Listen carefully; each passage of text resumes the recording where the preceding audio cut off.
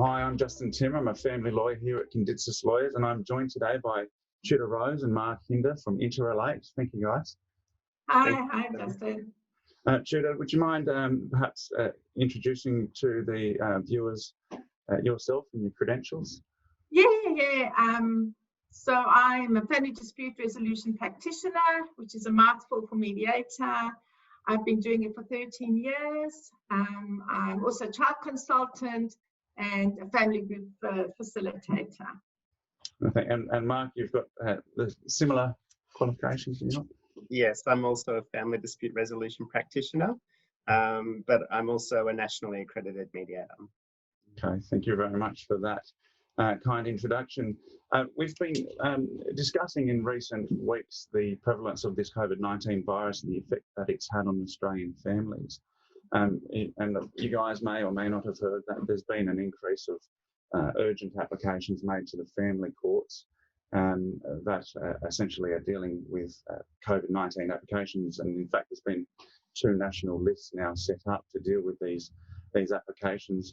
But I think if we go back about a month or so ago, the Chief Justice of the Family Court released a statement which essentially told parents how they should behave when it comes to their existing parental orders or their obligations generally. So I think the reports are that there's 2 difficulties. The first are, and certainly we've had a lot of inquiry about this issue, is that we've got existing parenting orders that requires time between one of the parents at a contact centre. And then, of course, when the contact centres all closed, that time then became impossible. And so understandably, parents were quite upset about not having any contact with their children anymore. In other cases, travel was required and that became difficult. I understand that both of you have been extremely busy assisting parents find some practical solutions. And certainly that was the advice of the Chief Justice in his media statement, is that people need to comply with their obligations where possible. And if that's not possible, then try and come to some sort of interim agreement, because certainly that's better than what would follow, which is court intervention. So perhaps you guys can give us a little bit of insight as to the sort of things that you've encountered with these difficulties, and perhaps even a couple of tips, if you like, or practical solutions that might give some people ideas about what they can do to navigate this space in the interim. And it looks like we're getting a little bit closer back to some sort of sense of normality, but we're not quite there yet. I think you're quite right. I think Mark and I have experienced a lot of cases coming through. There's been a lot of change during COVID, and I think the cases that we were seeing are ones that are much more complex. There's definitely more mental health concerns, and I think also family domestic violence. From my side, I feel that many parents are coping, they're trying to do the best, but separation is stressful. And then you've got another stressful layer of outside of the home, which is COVID. It's the whole world. And so I think parents are having hope that things are going to come right. But I think the message from Interrelate is that we've got this wonderful framework of knowledge, of support, where we can really get something tailored and targeted for you. So hope is one thing, but under these circumstances, I think just pick up the phone and make contact. And maybe, Mark, you want to go into what that contact looks like for Interrelate? Sure. Contacting Interrelate, you can, as you said, Tudor, it's picking up the phone. It could be visiting our website. On our website, we have a chat function where you can type in questions and get answers. There's also in the Contact Us section on the website, you can send a message to Interrelate, and Interrelate can get back to you. So there's a lot of different ways that you can contact Interrelate for help. But we are set up to support families and individuals going through separation and help them navigate their way through that. It's the case, isn't it, that if you've got a situation where we need to reach an interim agreement and people are struggling to reach that agreement by themselves, one of the services and supports that you guys assist with is a mediation. Is that right? Yeah, that's correct. Yes. And could you tell us just very briefly, that's quite an easy thing to get going, isn't it? For many people, I think they're thinking mediation is this really serious, heavy-based legal process. It's not. It's a very supportive process. We're wanting to hear the parents' voices to reach something that's livable and workable for the family. So I don't think parents should fear the process. I think they should pick up the phone, get that information. It's a 3-step process, so it's pretty easy. We'll have an hour on the phone with you to hear your story, see what's happening with you, and then we do ask for parents to do a little educational course, which is called Building Connections, and that can be an hour online, so it's pretty easy. And then the other face-to-face or the other phone call is when we prepare for the mediation. So we want to hear your concerns. We want to look at different ideas and options.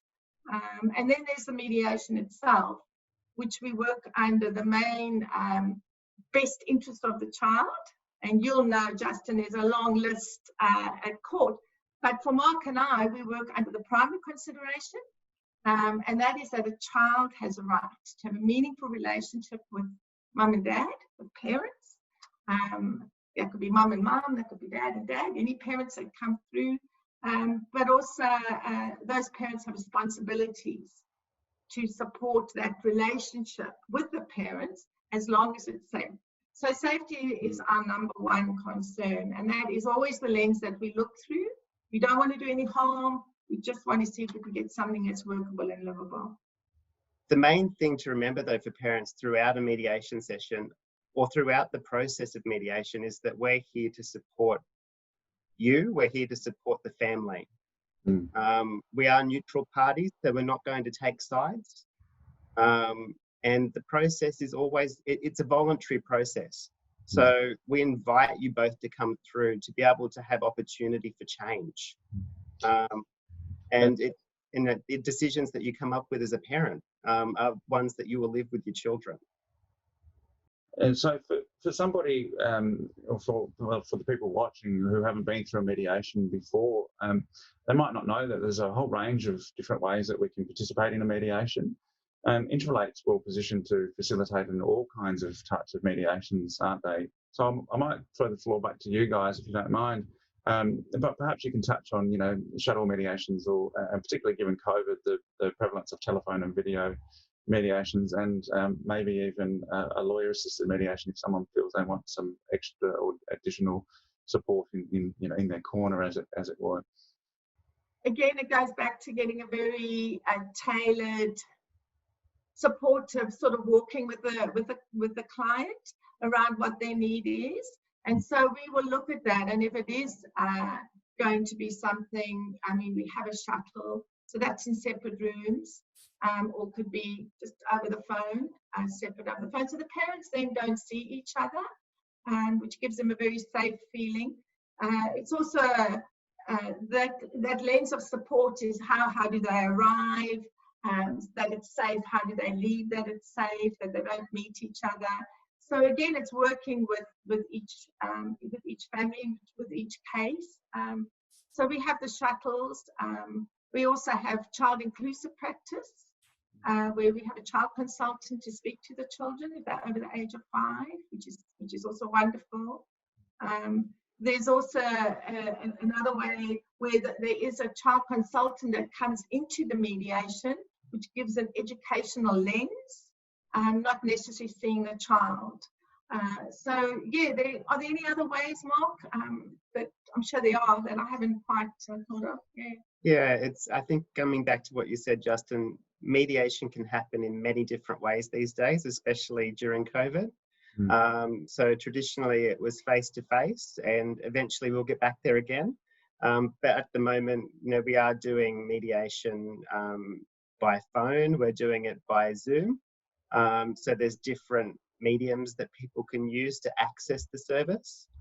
As Tudor said, we have our conventional way of mediation, we have child consultation, we also have legally assisted mediation, where solicitors, if both parties agree, solicitors can be present in the mediation as support people for them, so they can get in real-time advice from their solicitor, but they're the ones making the decisions on the day as parents. If parties have recently separated, they might never have been through a mediation ever in their life, and so understandably they feel a little bit anxious, or they're perhaps even just uncertain. So I guess that's great information for the viewers to know that, you know, there's all different types of ways, and really the mediation can be tailored to something that they feel comfortable with. The mediation process itself, with all the steps, it can take anywhere up to 90 days to get through. As you said earlier, it is an individual process. So if both parties are willing to come through and they're willing to come to appointments that are available, that time can be significantly reduced. Well, I suppose that only probably reiterates the importance of making that phone call either to Interrelate or to your family lawyer as soon as possible. Is that the takeaway from that? We try and make things as comfortable for people as we can, Justin, because we know that it is a stressful process, separation. The other question that I often receive is questions about costs of these sorts of things. Are you able to provide a bit of information about the costs that somebody might expect in engaging in a mediation type process with Interrelate? Yeah, it's a wonderful process because the cost is minimal. So you've got highly accredited practitioners supporting and working with you and the family.